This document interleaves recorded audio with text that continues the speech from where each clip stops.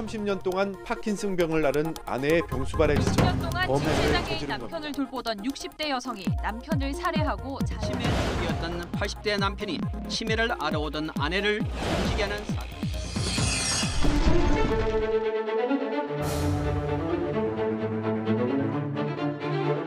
올라가서 다했던 거 아니야? 손톱으로 긁어가지고 멍이 드는 것도 지금 자식된 도리가 정말 죄스럽고.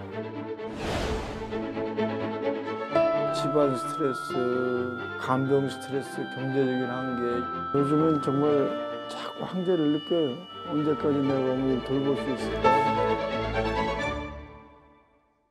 지난해 여름부터 우리나라도 명실상부한 고령사회가 됐습니다. 젊은 자식이 늙은 부모를 봉양하는 건 이제 옛날 얘기가 됐는데요.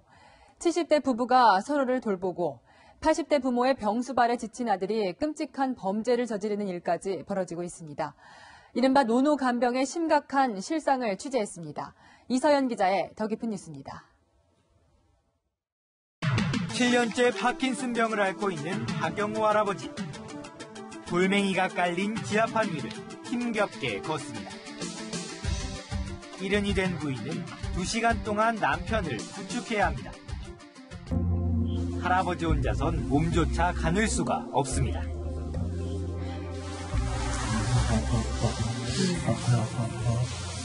이렇게 해야 이제 일어날 수가 있어요.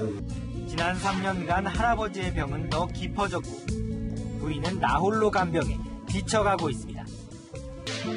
올해 82살인 김창희 할아버지는 말기 치매 환자인 동갑내기 아내를 24시간 내내 돌봐야 합니다. 아내와는 대화가 전혀 통하지 않고 식사에서 용변까지 모든 걸 챙겨줘야 합니다.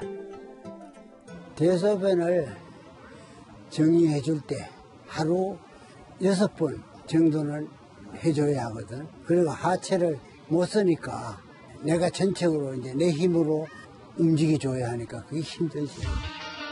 김 할아버지의 지병인 허리 통증도 더 심해지고 있습니다. 직업 삼아서 한다 그러는 거는 도저히 내 나이로서는 있을 수가 없네요. 우리나라는 지난해 8월부터 고령 사회에 진입했습니다. 노인이 노인을 돌보는 노노 간병 시대. 극심한 간병 스트레스가 간병 학대는 물론 간병 자살이나 간병 살인까지 이어지기도 합니다.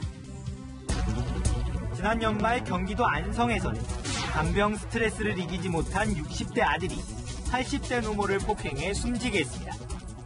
대변을 보신 것 같아가지고 옷을 갈아입히려고 이제 그런데 어머니가 안 갈아입는다 막 이래가지고 그래서 표현을 했다고 그러더라고요. 10년간 치매 부인을 돌보던 70대 남편이 자신도 치매에 걸린 것 같자 스스로 목숨을 끊기도 했습니다. 아버지가 그렇게 아프셨다는 우리 사실도 모르는 거야. 무서워요 그렇게 있는데.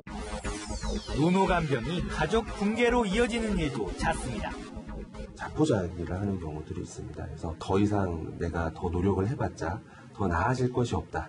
이런 생각에 간병을 할 의지를 이제 좀 내려놓고 이런 경우들을 보이는 경우도 있습니다. 진짜 가정생활 다 제껴두고 돈도 벌 수 없는 상황이고 직장생활 했는데 지금 다 못하고 있죠. 손을 놓고 있는 상태니까. 여기 와가지고 한 2주 정도 이래서 보면 살 5kg, 10kg 빠지는 건 기본이라. 이렇게 가족 중에 환자가 있으면 병원비도 걱정이지만 간병도 보통 일이 아닙니다. 오죽하면 간병하다 병난다는 말까지 나오는데요. 먼저 그 실태를 박광식 의학 전문 기자가 전해드립니다. 비좁은 병실 안쪽에 간이 침대가 놓여 있습니다. 창가에는 세면도구와 식기 등 최소한의 생필품이 널려 있습니다. 지난 1년 동안 어머니는 여기서 쪽잠을 자며 환자를 돌봤습니다. 며칠을 이렇게 주무신 거예요? 지금 1년 2개월? 그러니까 거의 1시쯤 자면은 중간에 몇 번은 깨요. 딸을 들어서 안고 휠체어로 옮기고 손을 씻기고 치료실로 옮기는 것도 모두 어머니의 몫입니다. 저희 아이는 크니까 큰 아이를 갖다가 이제 제가 들었다 놨다 해야 되는 그런 부분에서 오는 팔목이라든가 허리 같은 데가 굉장히 많이 아파요. 이러다 보니 간병에 매달리던 보호자가 병을 얻기도 합니다. 뇌출혈 남편을 3년 동안 옆에서 간병하다가 부인도 병이 생겼습니다. 저까지 이제 또 병이 왔어요. 뇌경색이 와가지고 저도 지금 한 3년을 지금 3번 뇌경색 시술을 받았거든요. 형제들끼리 서로 간병을 미루다 가정불화로 번지기도 합니다.